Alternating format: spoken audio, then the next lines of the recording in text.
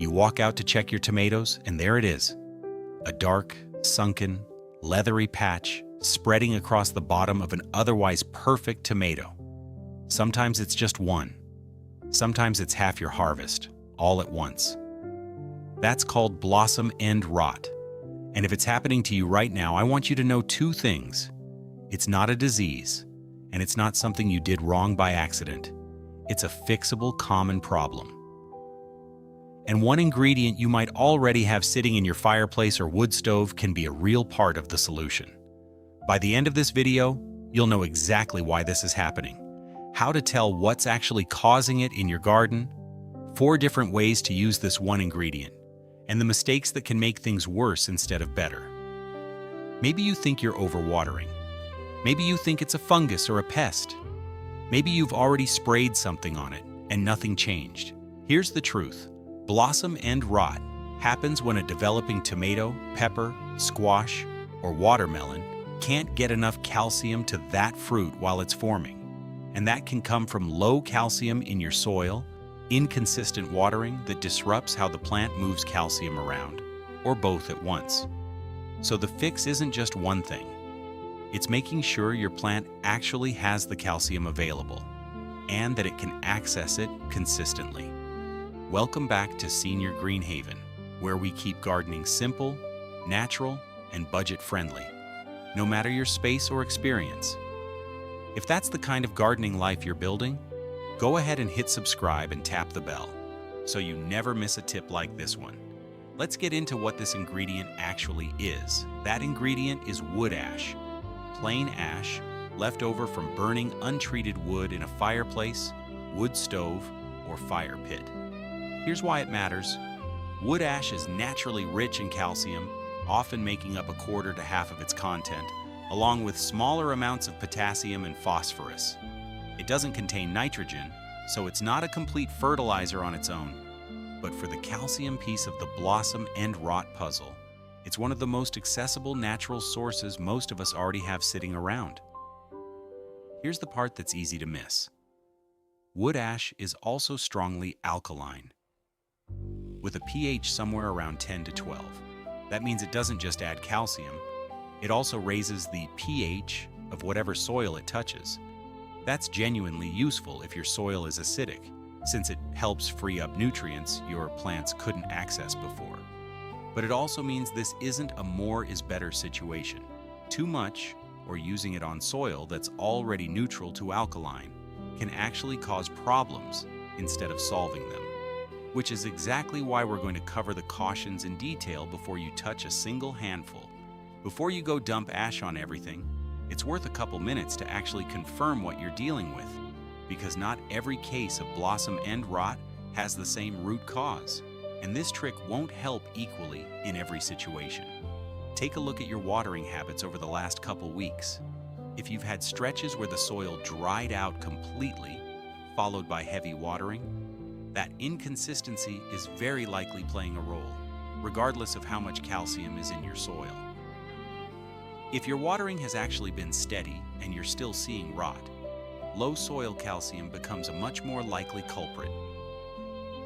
And that's the scenario where this trick has the best chance of making a real difference.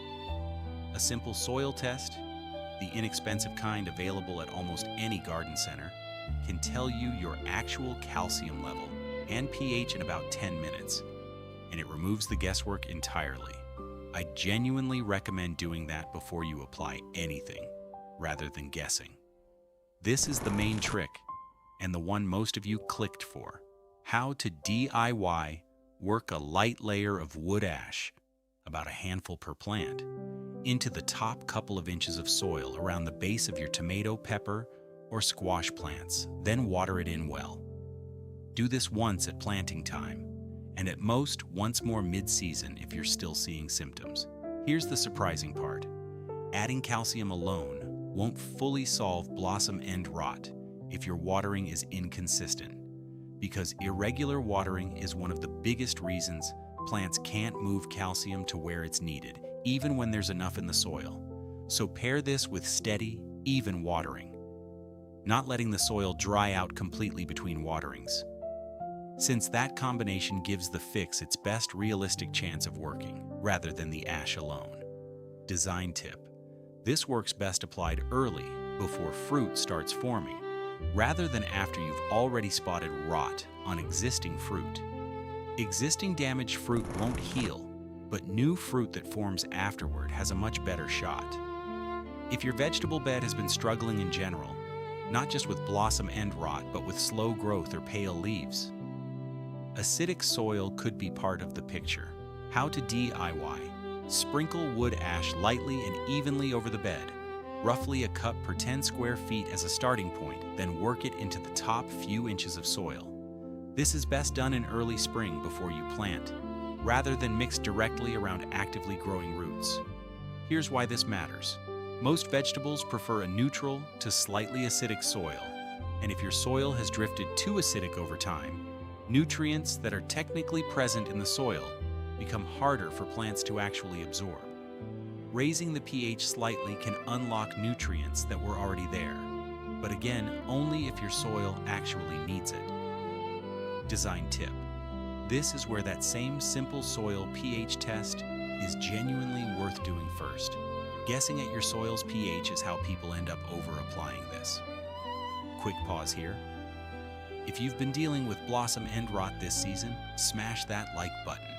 It genuinely helps this reach more gardeners dealing with the exact same problem right now. Let me know in the comments which of your plants have been hit hardest this year, and whether your watering's been consistent or a little chaotic. I read every single one, and it helps me know what to cover next. This one's less about feeding the plant and more about protecting it. How to DIY. Sprinkle a thin ring of dry wood ash directly around the base of plants being bothered by slugs, snails, or other soft-bodied pests. The natural salts in the ash can be irritating enough to deter them from crossing it. Here's the catch. This only works while the ash stays dry. The moment it gets rained on or watered over, the salts wash away and the barrier stops working, so you'll need to refresh it after any rain if pests are still an active problem. Design tip. This is a nice low-effort layer of protection, but it shouldn't replace your main pest control strategy. Think of it as one extra line of defense, not the whole plan. If you compost, this is a simple way to fold wood ash into what you're already doing. How to DIY.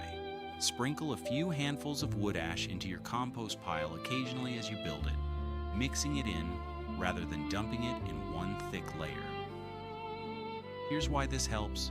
Compost can drift acidic over time, especially if you're adding a lot of coffee grounds or fruit scraps, and a little wood ash worked in periodically helps balance that out, while adding a bit of extra calcium and potassium to the finished compost.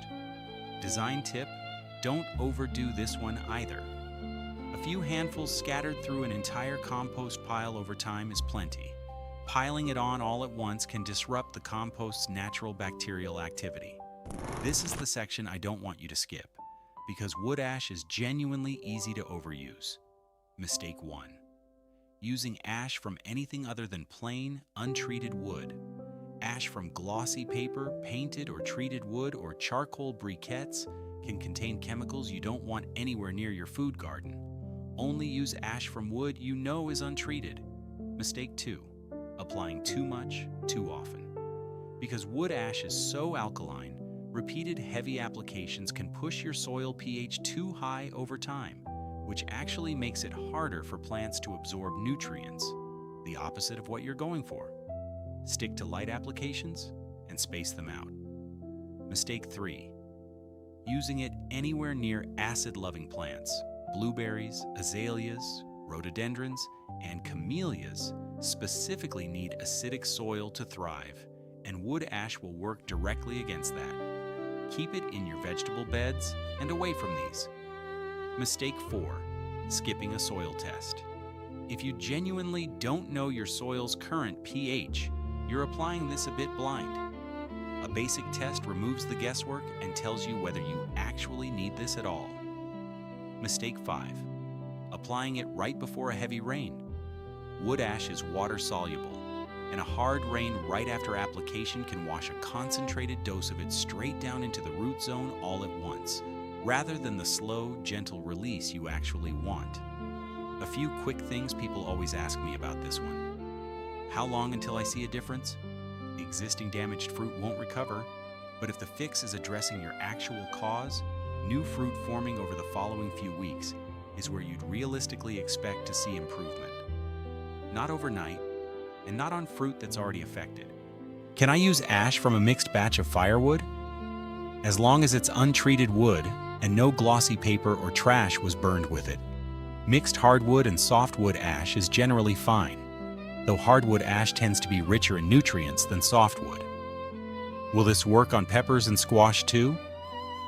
The same calcium and consistent watering principle applies to any fruit that can develop blossom end rot, not just tomatoes. So yes, the same approach applies there.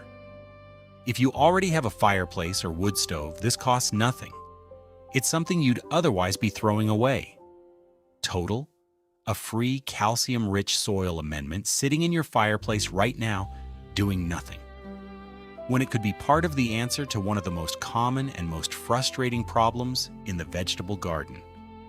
I want to be honest about what to expect here, because blossom end rot has more than one cause, and wood ash addresses one piece of it, not the whole thing.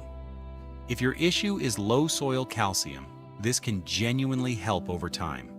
But if your real problem is inconsistent watering, letting the soil dry out, then flooding it, no amount of wood ash will fully fix that on its own. The two need to work together. Steady watering, plus this calcium boost where it's actually needed, gives you the best realistic shot at fewer affected fruit as the season goes on. So there you have it. One ingredient sitting in your fireplace right now and 4 ways it may be able to help. As part of a calcium fix for blossom end rot, a soil pH balancer, a natural pest deterrent, and a compost balancer.